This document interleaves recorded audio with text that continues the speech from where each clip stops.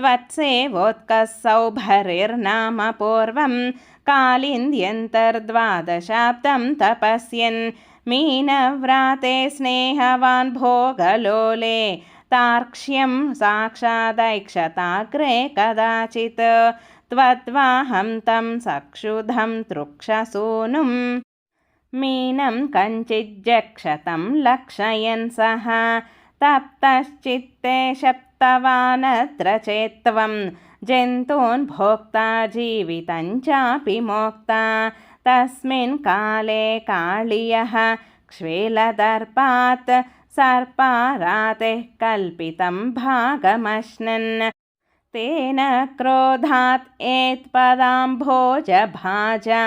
पक्षक्षिप्तस्तद्दुरापम्पयोगात् घोरे तस्मिन् सोरजानीरवासे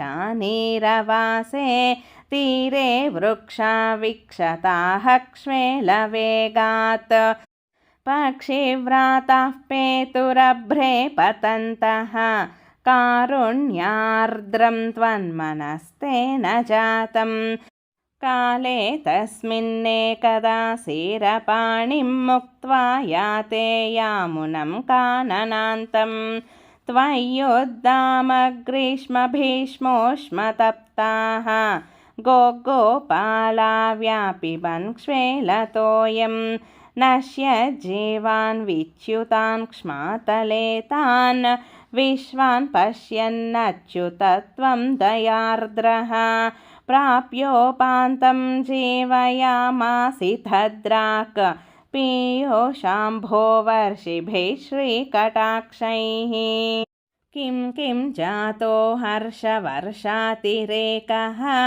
सर्वाङ्गेष्वित्युत्थिता गोपसङ्घाः दृष्ट्वाग्रे त्वां त्वत्कृतं तद्विदन्तः त्वामालिङ्गन् दृष्टनानाप्रभावाः गावश्चैवं लब्धजीवाः क्षणेन स्फीतानन्दास्त्वाञ्च दृष्ट्वा पुरस्तात् द्रागाववृः सर्वतो हर्षबाष्पं व्यामुञ्चन्त्यो मन्दमुद्यन्निनादाः रोमाञ्चोऽयं सर्वतो नः शरीरे भूयस्यन्तः काचिदानन्दमूर्च्छा आश्चर्योऽयं क्ष्वेलवेगो मुकुन्देत्युक्तो गोपैर्नन्दितो वन्दितो भूः एवं भक्तान् मुक्तजीवानपि त्वं